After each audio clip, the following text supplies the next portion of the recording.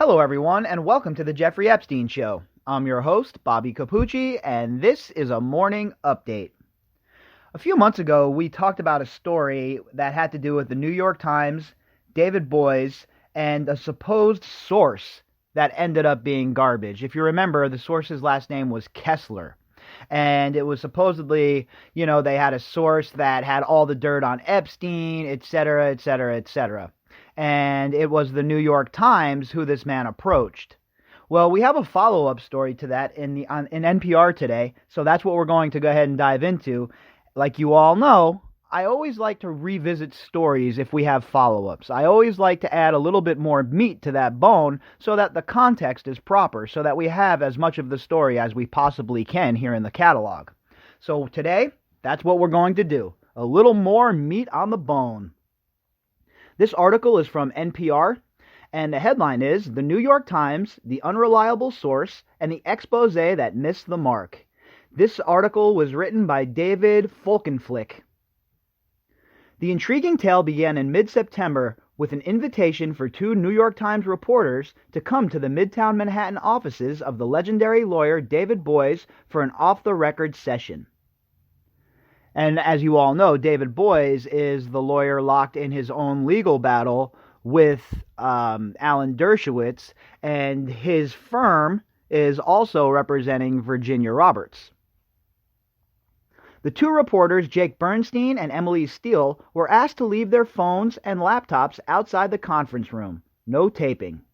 The guest of honor, a hard-drinking, burly man who promised that he could link powerful politicians and globe-trotting luminaries to the late Jeffrey Epstein, the financier and sexual predator. And pedophile. Boies and another lawyer for Epstein accusers introduced the reporters to the apparent informant.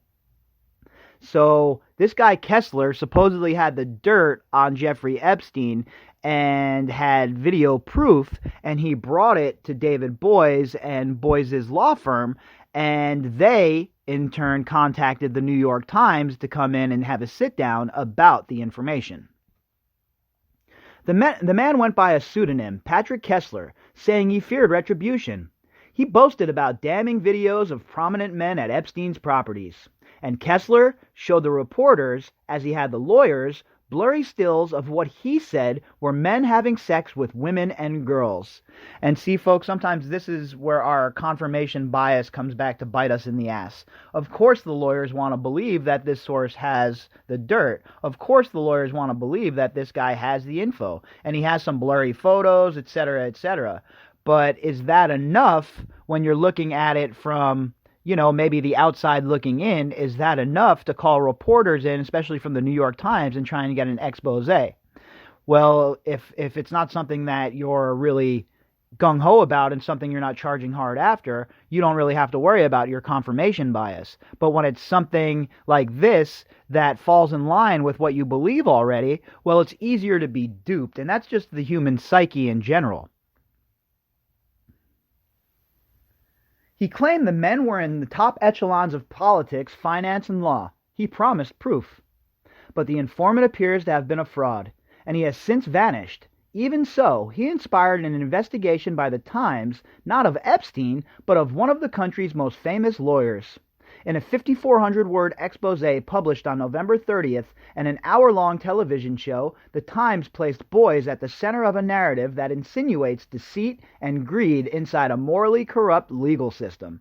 Look, I agree that the legal system is morally corrupt and it's full of greed.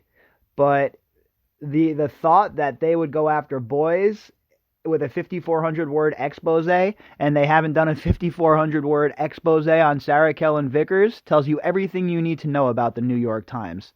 I've heard it from survivors in this case directly, that the New York Times is not a good actor in this story, that the New York Times has done a lot of harm to these survivors and their stories.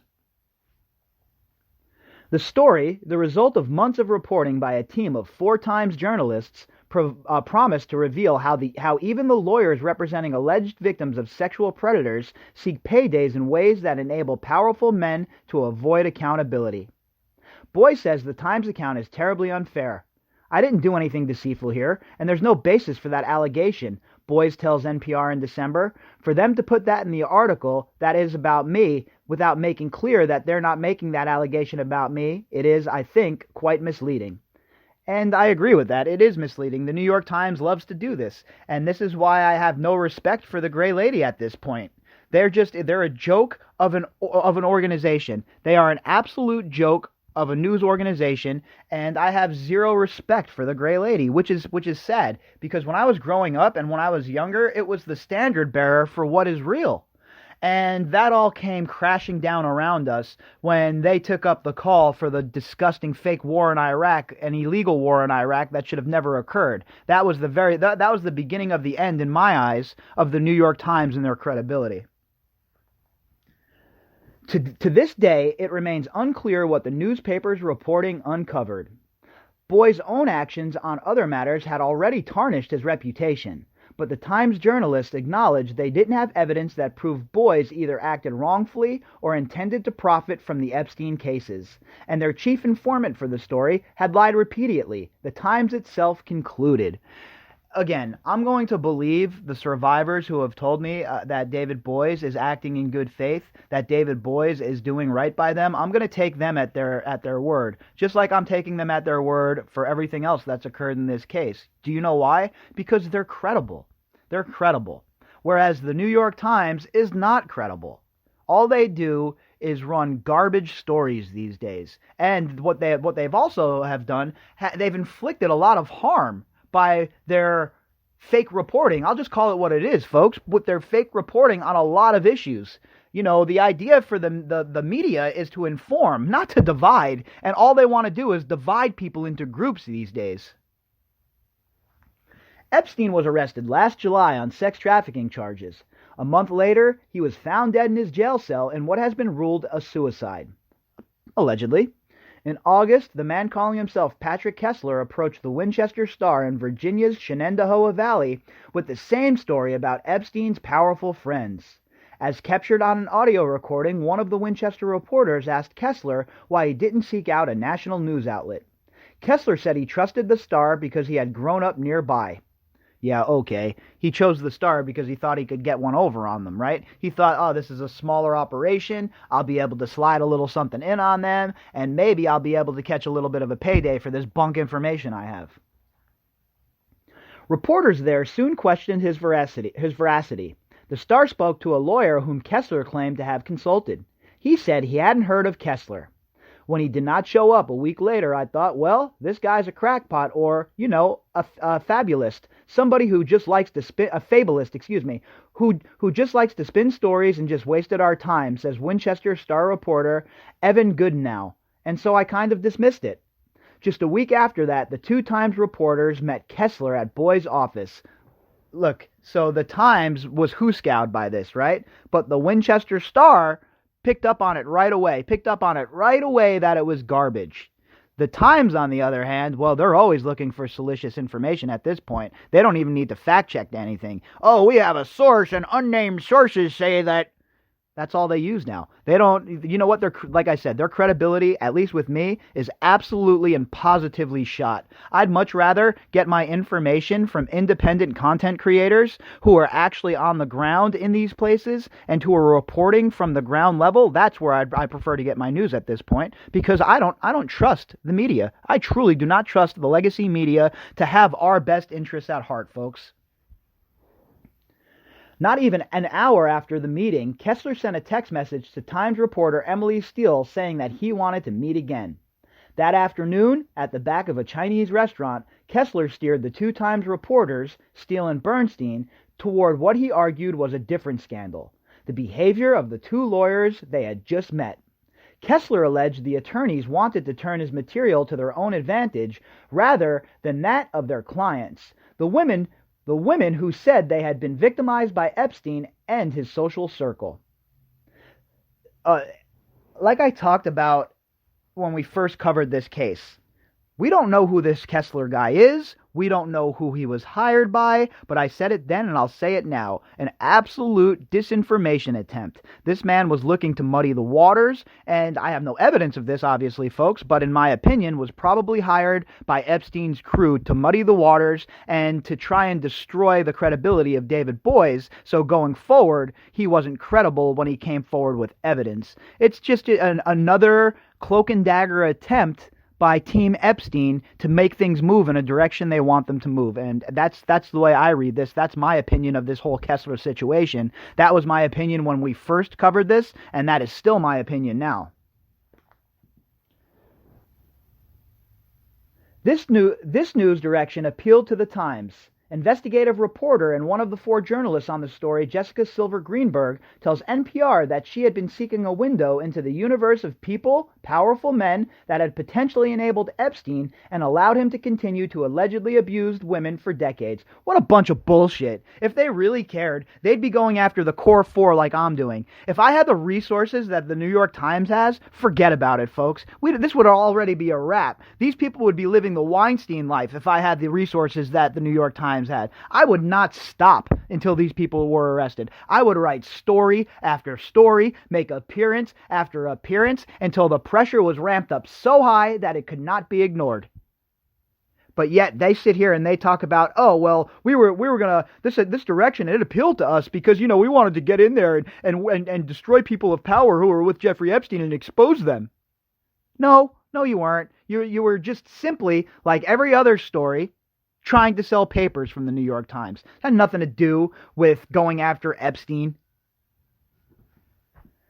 Lawyers had helped to shield Epstein, Silver Greenberg says, creating a financial model in which they could secure big payouts for accusers and fees for themselves from the prominent men their clients accused, but let those men keep their actions secret. It reminded her of non-disclosure agreements and settlements of harassment claims against Hollywood producer Harvey Weinstein. Women were paid, but had to keep silent, keeping the pattern of his behavior from public view. Well, everybody who listens to this podcast knows how I feel about NDAs when it comes to shit like this. There should be no NDAs when it comes to shit like this. If you get sued because you sexually assaulted somebody, that shouldn't become something that's quiet. Everybody should have a right to know that. Anybody that you're going to work with, anybody who's sending their children to you to intern, any of that stuff, people should know that. So, I don't like the fact that people have to keep silent after situations like this. And I think in the Epstein case, when it comes to the fund to pay victims out, the payment fund to pay them, I definitely believe that there should be no NDAs tied to that whatsoever. It's a bunch of bullshit. Lawyers struck similar deals for accusations against the late Roger Ailes and Bill O'Reilly, now both gone from Fox News. Ailes, Weinstein, and O'Reilly all denied those allegations. The Times reported extensively on them all, helping to usher in the Me Too movement. Look, folks, the New York Times is not an ally to the survivors, okay? Again, I've heard it directly from some of the survivors' mouths. The New York Times ignored them, did everything they could to stop the case, to stop the story. They ignored it, and all of a sudden now, the New York Times is some hard-charging champion for women. I'm sorry, I don't buy it. Non-disclosure pacts are legal and even common in corporate life. Some attorneys for alleged victims say clients seek to avoid public glare, yet NDAs are increasingly under attack.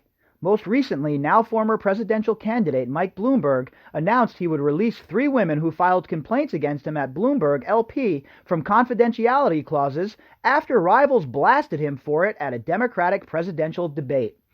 Look, if you're running for president or you're going to be the president and there's NDAs out there against you, well, you need to make them public. You need to make them public so the public knows exactly what you're up to, what you've been accused of, and then they can make their decision for themselves. All right? The public is capable of making a decision for themselves on who they want their elected officials to be. All of the evidence and all of the information must be presented, though, so the public can make the proper decision. I had been long looking at all this huge network of lawyers, Silver Greenberg tells NPR, not only in the defense of attorneys who were representing Epstein, but also the attorneys that had represented the survivors. Boies stood out. He was a towering figure with an illustrious record as a litigator. He had argued the government's antitrust case against Microsoft a generation ago. He was Al Gore's go-to attorney in the 2000 election recount debacle. Boies helped persuade the U.S. Supreme Court to legalize gay marriage. Look, like I said, I've been critical of David Boies when I thought it was appropriate. I've definitely been critical of a lot of lawyers. I'm not a big fan of lawyers, as you all know. But what I will say here is I think Boies is getting a bum rap by the New York Times and the way that they reported this. I think that the New York Times, in their zeal to try and bring down some big game, well, in their zeal to do that, they missed the mark here. And back in the day, you'd say, "Oh man, that's just an unfortunate error by New York Times. They missed the mark." But now it's just par for the course. Every article misses the mark, it seems like. Every article is pandering. Every article is divisive. Every article has a bend, when in reality, the media should just be reporting the facts. Boies also caught their attention because he represented the Hollywood producer Harvey Weinstein, accused of sexual assault or harassment by 100 women. Weinstein was convicted last month of felony sex crime and rape and sentenced Wednesday to 23 years in prison. I think he got off light, by the way. Not only would I give him 23 years, I would bury him underneath Guantanamo Bay, or whatever prison is the most viciously harsh. Either bury him under the prison so he has no access to anybody ever, or throw him right in general population and let the inmates sort it out. In Epstein's case, Boies Schiller represents several women with claims against the financier's estate and friends. In that first meeting with the Times reporters, a second lawyer was present by the name of Stan Pottinger. Pottinger would play an essential role in the Times' tale. He and Boies are friends. Their unrelated firms represent different clients with similar accusations against Epstein and his associates. Pottinger did not return 4 messages from NPR seeking comment. Well, why would he? Why would he at this point? He knows you're just going to try and kneecap him. That's all the media tries to do at this point is kneecap people, especially if they think that it's going to, get them a couple of cheers from their friends on the sidelines. Though he is not nearly as prominent as Boies, Pottinger was a Justice Department official under President Ford and dated Gloria Steinem in the 70s and 80s. He is now at Edwards Pottinger. Kessler promised the reporters a window into how the lawyers operated. Kessler shared with the Times text that Pottinger had sent in which he had drawn up a hot list of prominent men as possible targets. Boies was not copied on the exchanges. The Times wrote, it seemed to Kessler like Mr. Boies and Mr. Pottinger were plotting to use his footage to demand huge sums from billionaires. He said it looked like blackmail. Pottinger suggested in his text that lawyers can make up to 40% of the money they negotiated in private settlements. Pottinger confirmed that the texts were authentic, the paper reported. Pottinger said he had been deceiving Kessler to get him to share what videos and other documentation he had against Epstein's friends. Pottinger also told the paper he informed the FBI and a federal prosecutor about the material Kessler claimed to have. So again, we don't know what the truth is here. We have no idea what the truth is. The New York Times reports one thing, Pottinger says another. It comes down to who do you believe? Well, I don't know anything about Pottinger, so I don't really have an opinion one way or the other as far as his credibility. But like I said, I do know that the New York Times really is not very credible at this point. So, I'll give them their props when they deserve it, like I always do. But in cases like this, they're on fishing expeditions. They're wasting their time. When we have the core four sitting there, ready to be rounded up, ready to be exposed, why are you wasting your time on this fake-ass guy Kessler that we all knew was fake right from the jump? Emails between Boies and the Times reporters show him wrestling over whether to trust Kessler, hoping but not certain the informant was real. The Times concluded that Boies had outsourced his relationship with Kessler to Pottinger and that the lawyers were working in concert. The Times used Kessler's communication with Pottinger to convey the story of hypocrisy and greed about Boies as well. Here's the defining passage of the article. Mr. Boies and Mr. Pottinger would go from toasting Kessler as their whistleblower and informant to torching him as a fraudster and a spy. Kessler was a liar, and he wouldn't expose any sexual abuse, but he would reveal something else.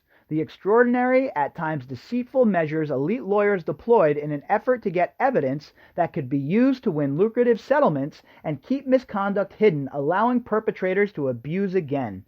Mr. Boies has publicly decried such deals as rich man's justice, a way that powerful men buy their way out of legal and reputational jeopardy. This is how it works. It's true. That is how it works. There's no doubt about it. There's no doubt about it. But at the same time, if you hire a lawyer, don't you want them to do whatever it takes within the law to make sure that your case goes forward, to make sure that you get the justice that you deserve? You want your lawyer to turn over every single rock, look under every single bush, and make sure that they're not missing anything. So it's prudent to meet with a guy like Kessler. It is also prudent to automatically dismiss him once you find out that he is not credible. David Enrich, a Times business editor who helped to report the story, tells NPR, "Our obligation is to be truthful and as transparent as possible and to tell the truth to our readers as best we can." Well, New York Times, I have breaking news for you. You're failing miserably at that. You're not the newspaper of record anymore. You're just another tabloid. You're just another toss-away tabloid at this point. And I'm sorry if that offends some of you out there who are listening that still cling on to this hope that the legacy media cares about you and that they're telling you the truth. I'm here to break it to you, folks. They're not. If they were telling you the truth, I wouldn't have to do this podcast. You wouldn't be here listening. All right? Those are just the facts. In November, video cameras captured a tense moment for the Times television show The Weekly. Reporters Silver Greenberg and Enrich confronted Boies with the encrypted text between Pottinger and Kessler, prompted by Kessler's questions of how they can make money. In their joint interview with NPR, the two Times journalists say they believe Boies was genuinely aghast at the text they showed him. Well, yeah, again, like I said, David Boies, from everything that I've heard from the survivors, is an honorable man. I aired him out over his Harvey Weinstein connections. There's no doubt that had to be talked about. But at the same time, I can only go by what people who actually know him and what people who are being represented by him have to say, right? I'm going to trust what they tell me about this guy. He was visibly surprised to see them, and I think visibly upset to see them, Enrich tells NPR, so I don't think he knew. He said that he did not intend to do what Stan Pottinger says they were discussing doing, and I can give him the benefit of the doubt on that. Well, that's good. That's good to see that the New York Times is willing to give him the benefit of the doubt there, because it's obvious that David Boies wasn't, pitching this. It was this Stan Pottinger guy. And again, I'm not going to sit here and defame Stan Pottinger either. I don't know him, and I don't know all the details to this story. I only have the information that the New York Times and their buddies at the NPR want to provide to us. So unless we get to hear from Pottinger, then we only have one side of the story. So I think it's nice, though, that Enrich was willing to tell NPR that he didn't think that Boies had anything to do with it. That's a stand-up move. The Times article nonetheless suggests Boies was a willing part of a larger effort to extract large sums of money in settlements from powerful men. What I think is not fair journalism is to somehow imply I was involved in what was being discussed when the Times knows and has acknowledged that I didn't even know about those text messages until they showed them to me, Boies tells NPR. He says he's being tarred by the newspaper's conclusions over his friend's texts. I agree with that. We just read Enrich saying that he doesn't believe that Boies had anything to do with it, but yet that narrative is still being run in the New York Times. And that is how the New York Times operates, folks. Unfortunately, that is how they operate. Just like their buddies over at the Washington Post, Pravda on the Potomac, yeah, they operate the same way. And it's a shame, because these used to be the outlets that we could turn to as Americans and no, we're not getting jibed. No, we're not getting lied to. No, we're not having a story spun on us. But yet here we are. I didn't participate in them. I didn't know about them at the time that they were done, Boies says. He says his retention agreements with Epstein's accusers allow him only to recoup costs and expenses, not fees from such settlements. NPR has reviewed the agreements, confirmed also by one of his clients. A foundation Boies discussed with Enrich would not have benefited him, Boies says. And it's true. Again, I've heard it from people that are being represented by him that this is all fact that he's saying. So again, Everything that I've heard about David Boies has matched up with the story here that he's telling, that he had nothing to do with this. It doesn't seem like a move that he would make in this specific case. As the Times knows, we were not going to make any money out of these cases, Boies says. The Times team does not fundamentally dispute that contention. Its article noted in passing that Boies was working pro bono without payment. Even so, Enrich and Silver Greenberg argue Boies remains a key player. Look, he's not even getting paid for it, folks, all right? That right there tells you the whole entire story.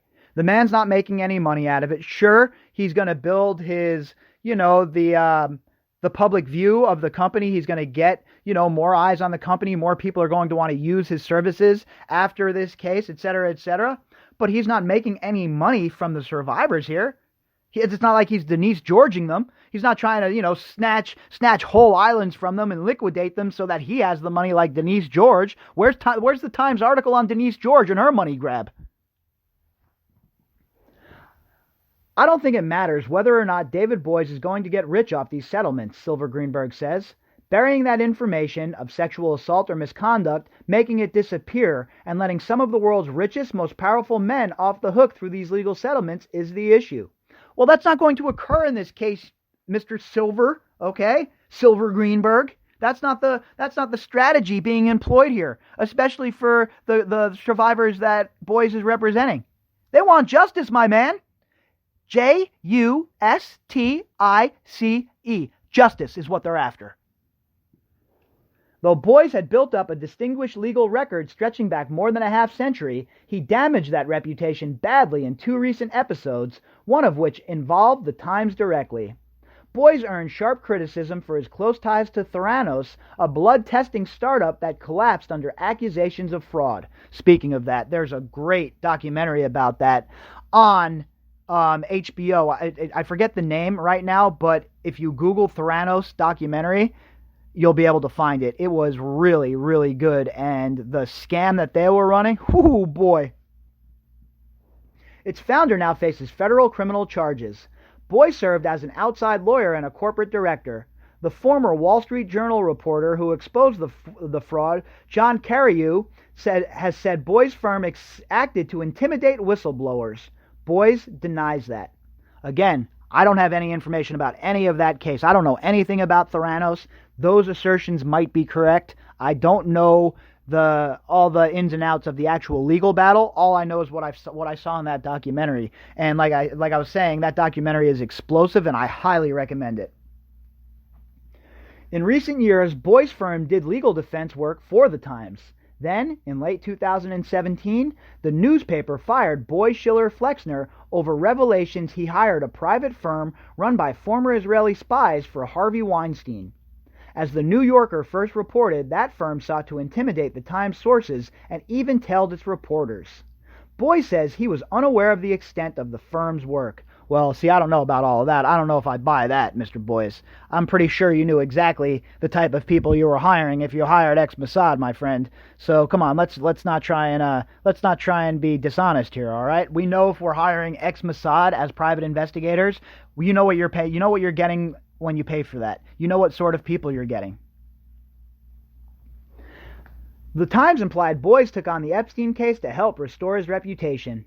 By 2019, Mr. Boies, 78, was representing a number of Mr. Epstein's alleged survivors. Boies says he represented his first alleged Epstein victim in 2015, before Theranos became a scandal, and added others subsequently.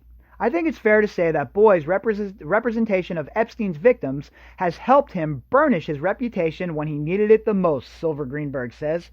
So they're insinuating here, and this is a pretty rough insinuation, and I don't know how Silver Greenberg can make this insinuation, but what he's saying is, basically, if you read between the lines, that David Boies don't give a shit about the survivors, that all he cares about is his reputation. And again, I don't know Mr. Boies personally, and I don't know Mr. Silver Greenberg personally either, but I do know that Silver Greenberg works for the Times, who is notorious for kneecapping people, who is notorious for trying to destroy people they disagree with. And we know from just recently in the article that he had a relationship with the New York Times, and we know that it ended on a rough patch. So how do we know that there's not animosity by the New York Times in this case? Again, folks, all I'm saying is we have to keep our minds open. We really don't know what's what. The Times has its own checkered backstory in covering Epstein. Bingo. Epstein was first convicted in a Florida state court of a sex crime involving a minor in 2008. After his release from prison, Epstein still held significant sway in New York City, hosting titans of finance, politics, media, academia, and high society. And people from the media. Let's not forget that, NPR. He hosted parties at a townhouse that was reportedly the largest in Manhattan. Even so, the Times wrote about Epstein sparingly, and when it did, even admiringly. Of course they did. Of course they did. All of those reporters and all of those people, the editors, they were all buddy-buddy with Epstein back then. They were all running in the same circles. His buddy George Stephanopoulos, Katie Couric, Woody Allen, the whole lot of them. They were all thick as thieves, even after his conviction. One financial reporter who kept tabs on Epstein for the Times wrote a gauzy profile of him that ran just before Epstein was set to enter prison in 2008. Reporter Landon Thomas Jr. mostly portrayed the offense as patronizing prostitutes rather than highlighting it as a crime involving a minor. And this, my friends, is why from the very beginning of the Me Too movement, I laughed at places like the New York Times. They don't give a shit about victims. They don't give a shit about survivors. They want to sell papers. That's why they jumped in on the whole Me Too movement. That's why they got involved. That's why they act like they're hard-charging warriors for it. Meanwhile, Epstein's survivors couldn't even get a minute of their time, couldn't get any of their top reporters, top journalists to sit down with them and tell their story. You know why? Because the New York Times does not give a shit, okay? Point blank, period. They don't give a shit. In the summer of 2018, Thomas refused an assignment to call Epstein on a story, citing a conflict. At his request, the financier, pedophile, had made a $30,000 donation to a Harlem cultural center. Enrich, Thomas' editor, ordered him not to write about Epstein again. Thomas was forced to leave the paper at the start of 2019.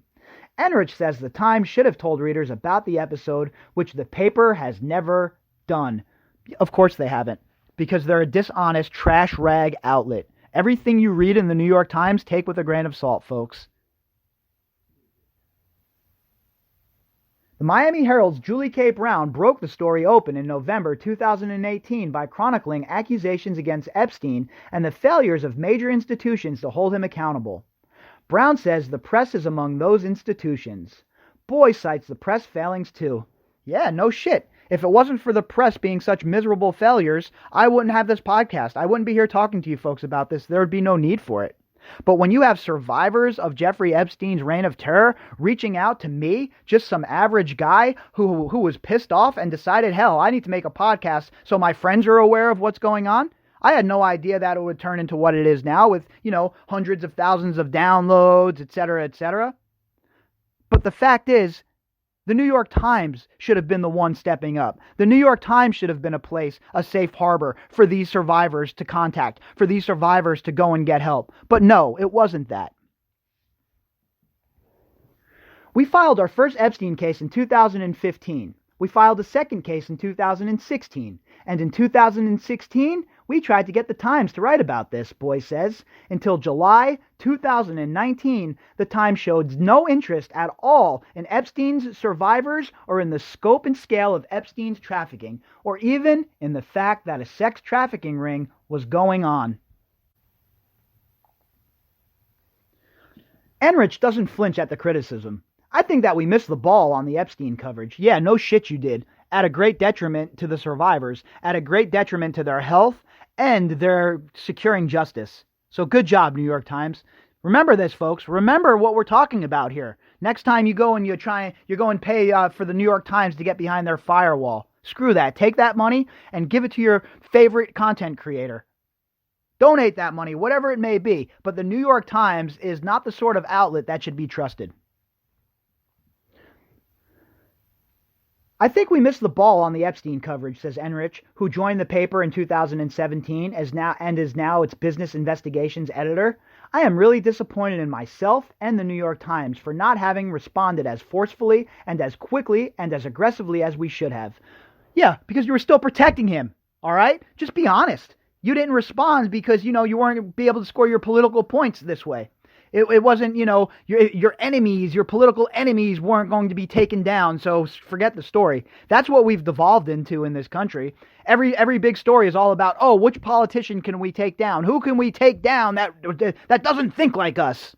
Meanwhile, there's sex trafficking rings operating right underneath our noses, and everybody's too busy engaged in tribalism and petty political fights to stand up and protect these people. Well, I've had enough. The Times intensified its Epstein's coverage after a grand jury handed up indictments against him on more serious charges of sex crimes against minors last summer. The guy was an effing pedophile. Everybody knew it. The New York Times knew it. The people all over the world knew it. The Times was also slow to cover developments involving Joy Ito, then director of the MIT lab.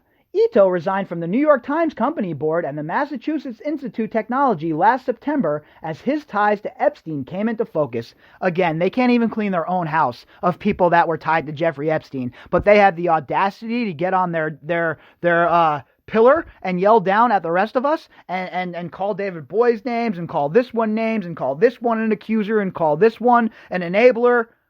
Hey, New York Times, here's an idea. Why don't you take a good hard look in the mirror? Okay? And what you'll find is you'll find an enabler right there. Ito had solicited contributions for the lab and his own venture fund from Epstein years after the financier, pedophile's conviction for crimes involving sex with underage teenagers. Pedophilia.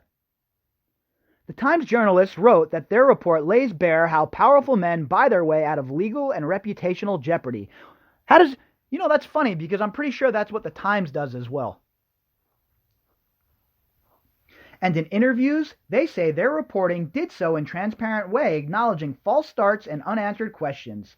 Their lengthy interview with NPR about the story is part of that transparency, they say.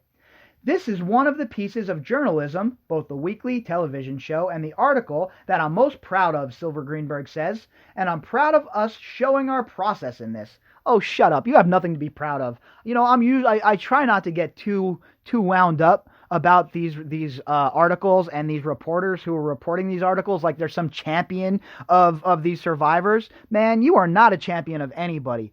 You turned your whole entire operation turned their back on these survivors when they needed them most. When nobody was listening to their stories, the New York Times turned their back on them. And if you think I'm ever going to forget that, if you think I'm ever going to stop driving that point home, you are sorely mistaken. And what about that man who called himself Patrick Kessler? He told the lawyers and the Times reporters that he had material implicating former Israel Prime Minister Ehud Barak, Britain's Prince Andrew, and Harvard law professor emeritus Alan Dershowitz, who had been a legal advisor for Epstein and served on President Trump's legal team during the Senate impeachment trial. All have denied any impropriety. All right, well, he might not have the dirt on Ehud Barak, Prince Andrew, and Alan Dershowitz, but we know that dirt exists. We know that Ehud Barak had a very cozy relationship with Jeffrey Epstein. I haven't even dove into that yet. We haven't even begun to explore Ehud Barak's relationship because, being based here in America, we have so many other people that need to be discussed. But don't think for a minute that Ehud Barak is going to miss his chance to have a closer look, because that's coming eventually as well. Times reporters spoke with Kessler repeatedly. One session stretched over 8 hours at a Washington hotel conference room and involved 2 bottles of Japanese whiskey, according to the paper. 2 bottles of Japanese whiskey, huh? So that was the payment? You bought this drunkard a couple of bottles of whiskey, got him all plied on the sauce, and then thought you were going to get some information from him, huh? What is the New York Times employing the CIA's method of getting people to talk? I wouldn't be shocked considering their symbiotic, parasitic relationship with the intelligence community. The Times sought without luck to substantiate Kessler's claims last fall. Online searches easily pulled up his supposedly classified documents. A coffee company denied any knowledge of him as an investor. He frequently contradicted his own assertions. NPR unsuccessfully sought to reach Kessler on a mobile phone number he had used in the past. A message left with a man who said he knew him was not returned. Most important, Kessler failed to deliver any proof of his claims. Oh, almost like the New York Times, huh? Where's all their proof? A lot of conjecture, but they sure haven't provided us with any proof. On the Time Show, The Weekly, business editor Ellen Pollack describes waiting delivery of Epstein's computer servers in October from Iceland. The grandiose promise collapsed with Kessler texting about a fire, a missing team member, and his own desperate flight to Kiev. The Times team never saw Kessler again. He didn't even ask for money to be fronted to him, Boies says.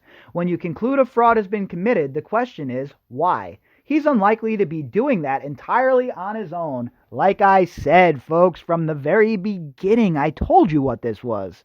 This was an intricate plot to try and ruin David Boies' credibility, and the vehicle used once again was the moronic New York Times. The Times article contains the hint of a question. Was he sent to discredit Boies and Pottinger, and by whom? I'll give you a hint. He doesn't like to take his underpants off, and he is completely and utterly up to his neck in the Jeffrey Epstein situation. That would be my guess. Do I have evidence proving that? I do not, folks, but that would be my guess, and I said that earlier when we talked about this story.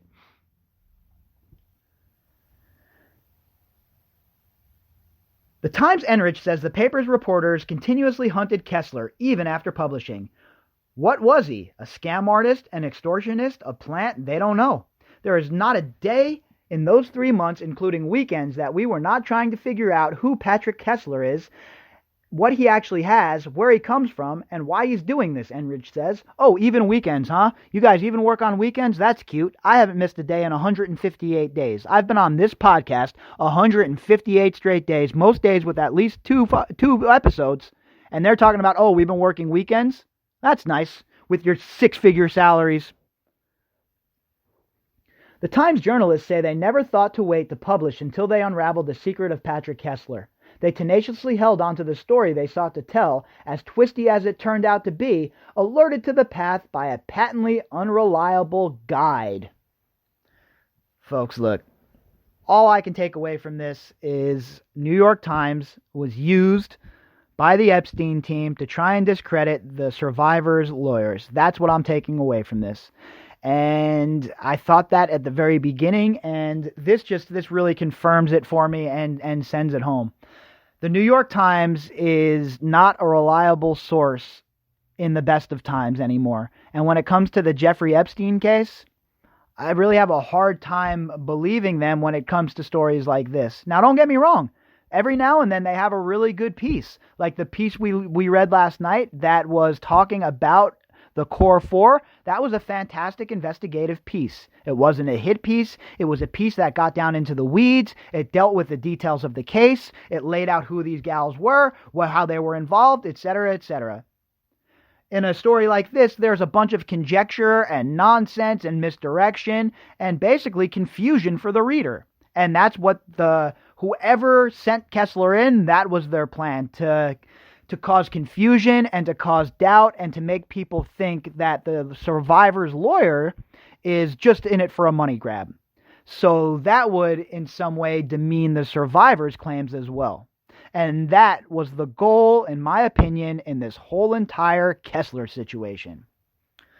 Folks, before I sign off, I'd like to again reiterate to you that this coronavirus situation, it's a serious situation. Look, we're not going to all die from it.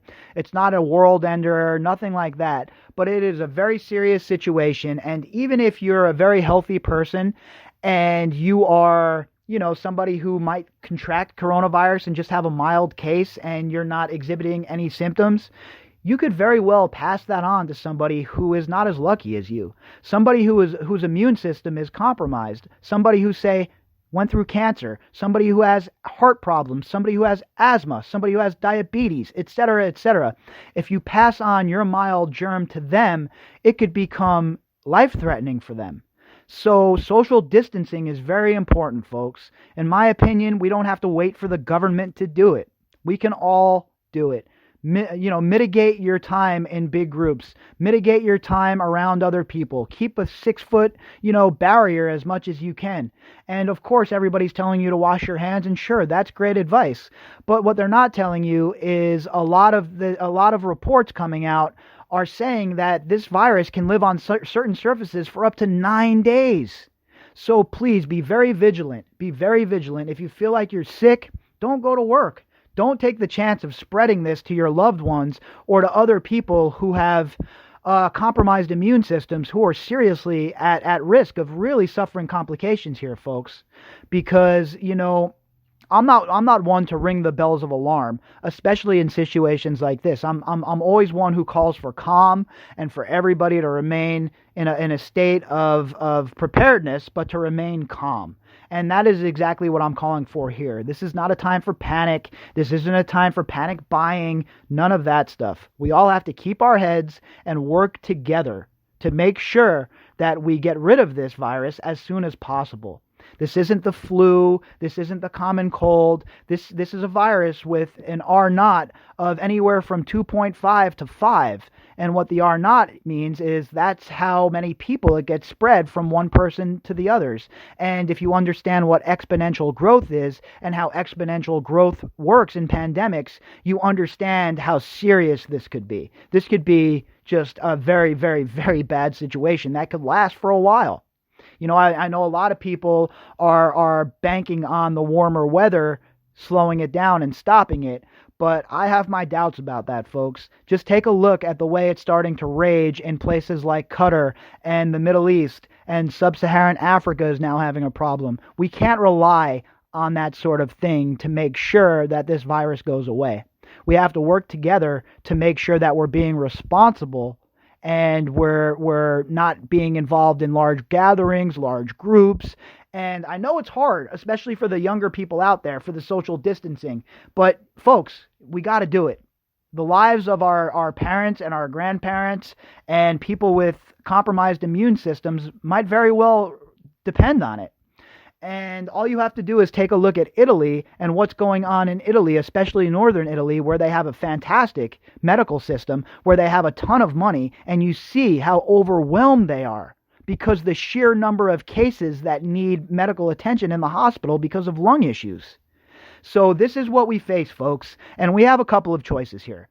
We can either decide to say, screw it, I'm all about me right now, and I'm going to keep going to these social gatherings, and I'm going to go to, the bar or whatever it may be, and bring that virus home to your loved ones or to people you work with that have compromised immune systems. Or we can all suck it up for a little while and mitigate our contact with big, large crowds and going to the store and all of that stuff, and suck it up for a couple of weeks and do our best to make sure that those amongst us that are at the most risk are taken care of.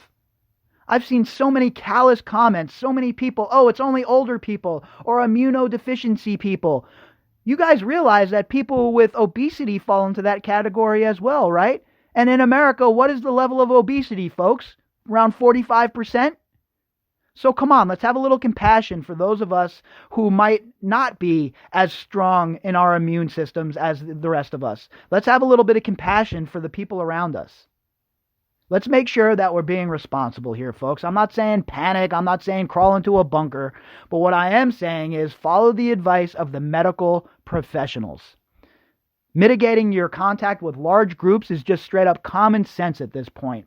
And if we needed any more evidence of it, do you really think the NBA would be postponing their season if this wasn't a serious deal? When's the last time that we've had something like this go around and we've seen the elite ruling class catch it? Tom Hanks, NBA stars, Italian Series 1 soccer stars. I'm sure there's other athletes with it as well. We see all these politicians catching it. So what it is, folks, is it's a lot more serious of a situation than we were led to believe from the very beginning. And now we're playing catch up, and it's not a good situation. At the end of the day, though, there is hope. Once we work together and we're all following the guidelines and we're making sure that, We're washing our hands. I'm sick of hearing that. I know all of you are sick of hearing that. We all wash our hands, I hope, in the best of times. But it's important that if you go out or you're someplace where you're touching surfaces that are high traffic surfaces, make sure you wash your hands. Keep some wipes with you, whatever it may be. But most importantly, if you get sick, self-isolate. Make sure you self-isolate. Don't run around and say, oh, it's just allergies or it's just a cough, because we don't know the extent of the outbreak in the country right now. Believe me when I tell you, there has been a silent outbreak going on in this country for quite some time. And if you have not been exposed to it yet, at some point, if you keep going to gatherings and you keep going out into these big groups, you will be exposed to this virus. If you catch it or not, I have no idea. I'm not a virologist, and I'm not going to sit here and tell you, oh, if you're out and you come in contact with somebody with it, you're definitely going to catch it. I don't know all of that. I'm not going to sit here and get into the scientific weeds with you. I'm just talking some basic common sense here, folks. Some basic common sense. And I hope that this is done quickly. I hope that everybody's life gets back to normal. But while we're living under the threat of this pandemic, we're all going to have to take the necessary steps to make sure that we're doing the right thing for those in our communities that might not be as equipped to deal with this outbreak. All right, everybody. So if you'd like to contact me, you can do that at bobbycapucci@protonmail.com. That's BOBBYCAPUCCI@protonmail.com. If you'd like to contact me on Twitter, you can do that at BOBBY_CAPUCCI. If you enjoy my work and you like the content and you'd like to help out, you can click on that GoFundMe link inside of the description box. All right, everybody. I will be back later on tonight with the Daily Drop. And for the God's sake, stop buying every roll of toilet paper in the store. You're going to have toilet paper, folks. Relax. If you're going to go buy anything and spend money, go get yourself a few bags of rice, some canned food, stuff that you would normally eat. That way, in case there's a quarantine or a self-imposed quarantine, you don't have to go to the store. You already have a few things in the refrigerator. You're already ahead of the game then if you do that. All right? But the toilet paper thing, stop it. All right, everybody. Until later. I'll talk to you then.